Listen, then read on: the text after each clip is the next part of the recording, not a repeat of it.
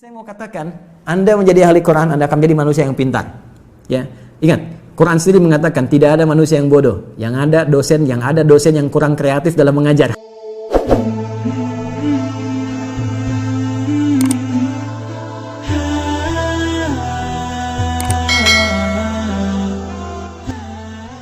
Pertama, bagaimana kita bisa mencintai Al-Quran? Ya cintai. Ya cintai Al-Quran. Bagaimana kita mencintainya? Nah, ini yang mesti kita turunkan. Pertama, kita mesti belajar tentang apa keistimewaan Al-Quran yang bisa memberikan manfaat bagi kita. Sehingga ini bisa menjadi motivasi bagi kita untuk cinta terhadap Al-Quran. Ya, saya berikan beberapa contoh misal. Ini motivasi terbesarnya. Al-Quran adalah sarana terbaik untuk memberikan bakti terindah kita kepada kedua orang tua. Ini hal pertama yang saya tanamkan pada jiwa. Bagaimana saya mencintai Al-Quran dengan menjadikan motivasi itu untuk memberikan persembahan pada orang tua. Ayah, kan, yang telah berusaha maksimal memberikan yang terbaik untuk kita. Di ujung nafasnya bahkan memeluk minta maaf karena tidak bisa mengantarkan ke pesantren. Kan? Ibu berjuang dengan darah, keringat, air mata, memberikan yang terbaik. Ya, sampai harus meminjam untuk anaknya supaya bisa belajar. Ya, makan dengan keadaan terbatas. Lalu kita mencoba apa yang bisa kita berikan. Ya, karena kalau cuma dunia, orang tak beriman pun bisa berikan itu. Saya ingin pemberian saya sifatnya abadi. Saya ingin istimewakan orang tua saya bukan hanya di dunia, tapi saya ingin tunjukkan kepada seluruh makhluk langit dan bumi ketika dihisab. Ini persembahan saya untuk ayah yang telah mendidik dengan luar biasa. Untuk ibu yang telah berjuang dengan luar biasa. Saya ingin tampakkan di hadapan seluruh penghuni langit dan bumi dengan anugerah terbesar yang Allah bisa berikan pada seorang anak untuk orang tuanya. Dan itu tidak ada yang lain kecuali Al-Quran. Kecuali Al-Quran. Di Quran surah ke-13, Ar-Ra'd ayat 23-24, Allah langsung berfirman, Jannatu adnin yadkhulunaha wa man salaha min abaihim wa azwajihim wa dhurriyyatihim wal malaikatu yadkhuluna alaihim min kulli bab salamun alaikum bima sabartum fa ni'ma uqbad dar. Ada sekelompok orang yang akan masuk ke surga melalui surga Aden. Sebelum dia masuk, dia akan dihiasi dulu. Ya, di Quran surah 35 ayat 33 itu tafsirnya. Yuhallawna fiha min asawir. Akan dipakaikan gelang-gelang emas. Di At-Tirmidzi nomor hadis 2915 dipakaikan mahkota kehormatan. Diberikan penghargaan luar biasa. Siapa mereka? Itulah ahli Al-Quran. Sampai Qurannya berkata, Allahumma halli ya Allah, hiasi orang ini, bedakan dengan bukan ahli Quran. Ya, berikan ia mahkota, berikan ia jubah kehormatan. Lalu yang paling menarik, setelah itu diperintahkan kemudian dipanggil kedua orang tuanya dan diberikan mahkota yang sinarnya lebih dahsyat, lebih terang dibandingkan sinar mentari yang masuk ke dalam rumah seseorang. Lalu dipakaikan oleh anak itu di kepala kedua orang tuanya. Digandeng tangan bapaknya, tangan ibunya, pasangan hidupnya, anak keluarganya. Ternyata amalan itu bisa memberi syafaat langsung kata Allah kepada keluarga besarnya. Dan ketika digandeng, diparadekan oleh Allah, disambutlah wal malaikat yadkhuluna alaihim min kulli bab. Semua malaikat penghuni surga berjejer di setiap pintu surga menyambut orang ini beserta rombongan keluarga besarnya untuk masuk ke surga tertinggi. Salamun alaikum bima sabartum fa ni'ma uqbad dar. Dan malaikat mengatakan, "Selamat. Kamu sabar menjadi ahli Quran saat di dunia. Selamat. Kamu berusaha menghafal. Mungkin kamu penat di malam harinya. Mungkin kamu capek di siang harinya. Mungkin ada orang mengatakan apa yang kamu lakukan dengan kesibukan kamu saat ini.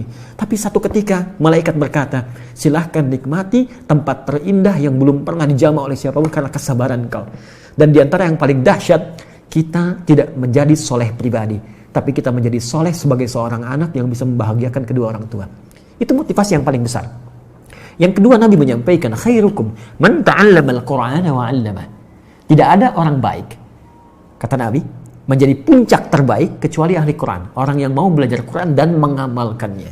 Karena itu di Quran, surah ke-35 ayat 32, Allah menyifati orang yang belajar Quran dengan benar, orang yang akan bertransformasi menjadi seorang yang sangat mulia. Ya, thumma awrathna al-kitaba alladziina istafayna min ibadina faminhum zalimun li nafsihi wa minhum muqtasid wa minhum sabiqun bil khairati bi idznillah. Ahli Quran yang benar, hafidh yang benar, maka dia akan jadi pionir dalam setiap kebaikan. Makanya saya sering katakan begini, kalau ada ahli Quran baru baca saja, ya, terus dia menghafal, ya, taruhlah jangan katakan hafal 30 juz, hafidh. Dia baru hafal 1 ayat, 2 ayat, itu ayat yang dia hafal karena akan merubah perilaku dia, pasti jadi baik. Karena dia mengandung firman Allah yang maha baik. Pasti dia baik. Jadi kalau ada orang ahli Quran, kata-katanya nggak baik, pandangannya nggak baik, dia belajar Quran dengan cara yang salah. Mustahil. Hafid itu sudah pasti good looking. Ya. Kalau kita jadi hafid itu sudah pasti baik, enak dipandang, enak bicara, good attitude. Ya. Jauh dari nilai-nilai keburukan, kekerasan, radikalisme, ekstremisme, dan sebagainya. Jadi, motivasi yang kedua, belajar Quran itu akan merubah tampilan kita lebih baik. Yang ketiga, ini riset. Ternyata, menjadi ahli Quran, itu bisa meningkatkan kecerdasan seseorang. Minimal 3 kali lipat dari orang biasa. Karena dia dilatih ya dengan memori tertentu, dengan hafalan tertentu, dengan cara tertentu. Ya, kan riset menunjukkan orang yang semakin banyak menghafal sesuatu, semakin cepat dia, ya, refleksnya itu untuk bisa menangkap segala hal. Karena itu saya pelajari rahasia orang-orang dulu. Kenapa Ibnu Sina, Al-Kindi, Al-Farabi, Al-Ghazali, Al-Khawarizmi, Al-Battani, dan ulama-ulama muslim terdahulu begitu dahsyat. Sekarang orang untuk menguasai 2 bidang ilmu saja susahnya luar biasa. Mereka itu 3-5 bidang ilmu. Dan ternyata dasar utamanya cuma 2 yang dimaksimalkan sejak kecil. 1, sholat yang benar. 2, hafal Quran dari kecil. Ya, dan ketika kami riset Quran itu luar biasa, pengaruhnya sangat dalam, ya, dan peningkatannya cepat. Saya di sini dengan kawan-kawan membangun satu sekolah, itu kurikulumnya dari Quran dan hadis, nanti di-combine dengan Diknas, ya. Kita turunkan, jadi setiap ada pelajaran Diknas, misalnya matematika nih, belajar tentang misalnya bangun ruang, ya, atau dimensi tertentu. Ini ayatnya apa nih yang sesuai? Hadisnya apa nih? Kita turunkan. Jadi materinya Diknasnya dapat, Qurannya dapat, hadisnya dapat. Tahukah Anda apa yang terjadi? Ya, Bapak Ibu sekalian, itu sekarang kami tanamkan karakteristik Quran itu refleks di lisan mereka. Ketika kosong, langsung keluar Qurannya. Dan setiap menyikapi sesuatu, ayatnya hadir. Naik kendaraan, langsung ayatnya keluar, doanya keluar. Di rumah, begitu menyikapi sesuatu, ayatnya datang, refleks. Dan ternyata percepatannya ke pelajaran kuat. Mereka cepat menangkap pelajaran. Bahkan yang paling menarik begini, mereka nggak pernah olahraga, misalnya futsal itu kayak main bola biasa. Satu kali kami ikutkan pertandingan futsal melawan anak-anak SD yang lain. Itu mereka belum pernah ikut pertandingan. Anda tahu apa yang terjadi? Juara 1. Jadi bakatnya muncul semua gitu. Gigabytes. Sedangkan di Quran surah kedua ayat 31 ya, dijelaskan bahwa Allah mengajarkan kepada Adam semua jenis pengetahuan, semua jenis nama. Adam itu nabi, Adam rasul. Karena Adam itu nabi, Adam rasul, Adam punya fitrah kenabian, diajarkan langsung. Tapi Adam manusia. Kita nabi, kita manusia bukan nabi. Kita manusia bukan nabi. Kita punya fitrah kemanusiaan tapi tak punya fitrah kenabian. Fitrah kemanusiaan menjadikan kita mendapatkan potensi seperti Adam untuk menangkap semua pengetahuan. Tapi karena kita bukan nabi, nabi diajarkan kita belajar. Tinggal bagaimana Adinda belajar dengan sungguh-sungguh.